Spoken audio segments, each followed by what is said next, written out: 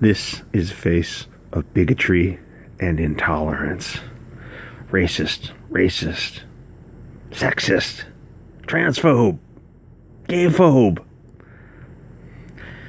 Opinion piece by some unpronounceable name.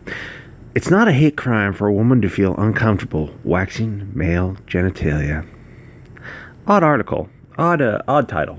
I would have said it's not a hate crime for a person to feel uncomfortable waxing the opposite sex's genitalia. Because it applies to men too, right? Men have rights also? Not just women? 16 complaints filed by a Canadian trans woman make a mockery of the hate crimes committed against trans people every day. And who is committing those hate crimes? I guess we won't talk about that. Jessica Yaniv and the waxing wars. Wax my lady balls, bigot. Should a woman be forced to wax male genitalia? The answer to that is clearly no. If a female beautician has only been trained to wax female genitalia and only wants to offer these services to a woman, then that should be her prerogative. But hang on a minute. What if the person who wants their intimate areas to be waxed is a woman with male genitalia? There's no such thing as a woman with male genitalia, you idiot. Women have women genitalia. Men have male genitalia. This isn't clown world, not yet. There is no such thing as a woman with male genitalia. Remove your head from your rectum. Court in Canada has been trying to figure that out. Wow, because how this gets past summary judgment, I don't know. British Columbia's Human Rights Tribunal has been holding hearings on the issue after Jessica Yaniv, a beautiful transgender woman, i.e. man in a dress, filed 16 complaints against female estheticians, arguing that he was denied service because of his gender identity. This is not about waxing, Yaniv wrote on Twitter last week. This is not about waxing. This is about businesses and individuals using their religion and culture to refuse service to protected groups. Well, aren't religious groups, at least in under the United States, they're protected groups under the First Amendment? I don't see the First Amendment covering men who want to dress as women, but again, this is Canada, and their laws probably do cover transgender people, because Canadians drink a lot of maple syrup.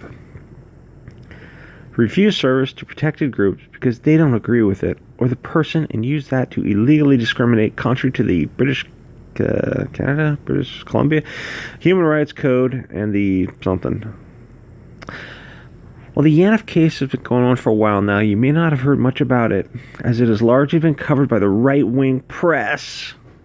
Imagine, the right-of-center press sticking up for human rights. Shocking. Sort of outlets that normally joke about consent and women's rights. If you have people joking about consent, you need to provide sources. Back up your claim. You made a claim that outlets joking about consent include a hypertext. That's what hypertext is. It's a link. Include a link to your claim. And women's rights. What rights do women not have? Women have more rights in society than men. Go to any family court and you will see women having more rights than men. These outlets are outraged that women are being forced to handle male genitalia against their will. As well they should be, you idiot. The sort of writers that are normally whipping up hate against immigrants, they're not whipping up hate against immigrants. Immigrants commit a huge preponderance of crime, violent crime. You don't need to whip up hate against immigrants. They're whipping up hate for themselves. They commit a lot of crime.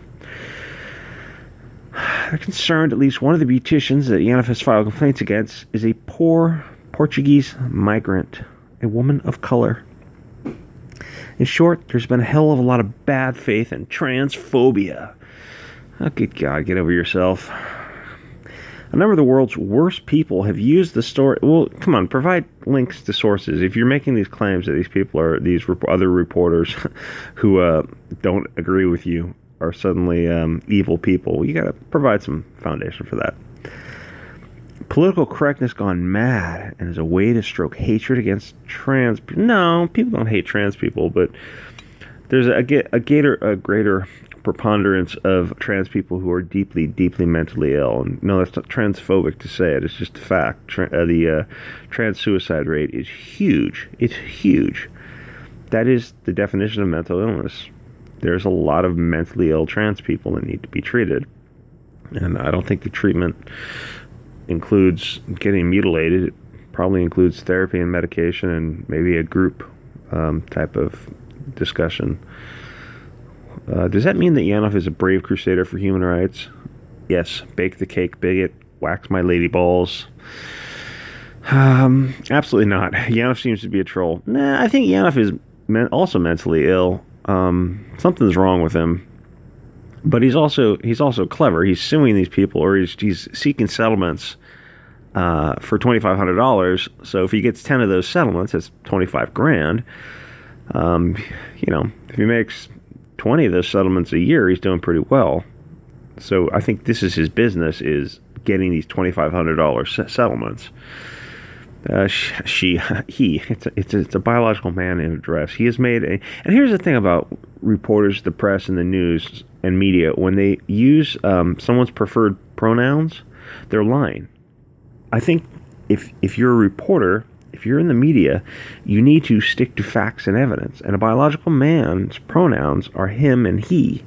You can call him a trans, like in person, of course, I would use anyone's pronouns they want, of course.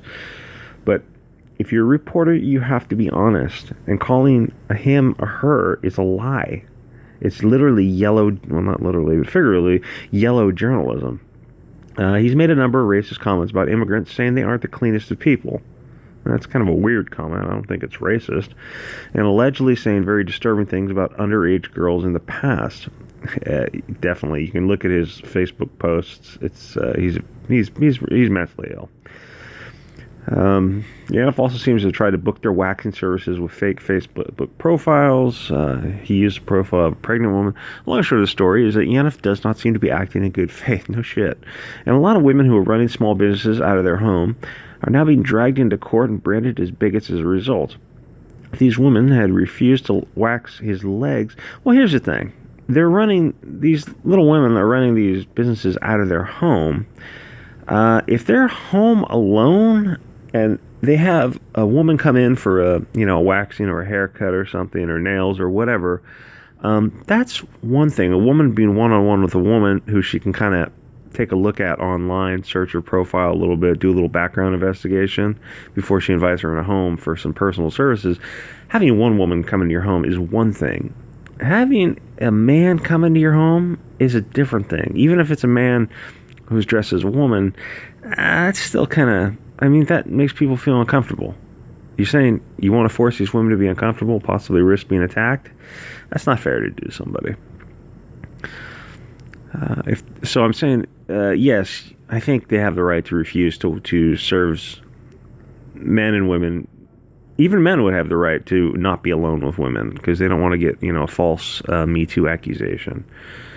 So I'm saying you don't have to wax someone's legs. Can't you wax your own legs, really? Hell, you can probably wax your own genitals. It's not that hard. They use this like there's the old-fashioned wax, and then there's a new method that uses this kind of like a gummy ball, and you just kind of rub it on there. So, I don't know. Things are surely more nuanced when it comes to handling genitalia. Yeah, you bet your ass they are. Having a big set of balls in your face when you're used to a vagina is going to be, yeah. Surely a woman shouldn't be forced to wax testicles if it makes them feel uncomfortable, and surely a man shouldn't be forced to wax vagina if that makes him feel uncomfortable, right? Your principle applies two ways, I'm sure. I'm sure you're not a hypocrite. Yaniv argues that if you're a woman who is uncomfortable working with a penis, you are automatically a transphobic bigot. Oh, absolutely. You're committing a hate crime. Not only is that untrue, it makes a mockery of the hate crimes that are committed against trans people every day. Who's committing those hate crimes? Who's committing those hate crimes? You're in Canada, so you want to take a look at the people committing those hate crimes? Because guess what? They're immigrants from the Middle East. Those are the ones who are committing hate crimes.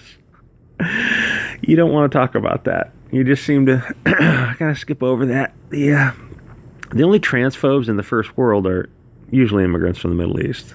Those are the people who are beating up trans people and gay people. The homophobic attacks, transphobic attacks, they're happening from a certain percentage of the population. But here's what I think. I think we should accelerate it, burn the system down. We need more of these cases. Go get your balls waxed. Go join women's gyms. Shower in the women's locker room. Use the women's bathroom. We need to show how ridiculous the system is and burn it down. Because it won't change until it's accelerated. Accelerate it and test it into destruction. Burn it down.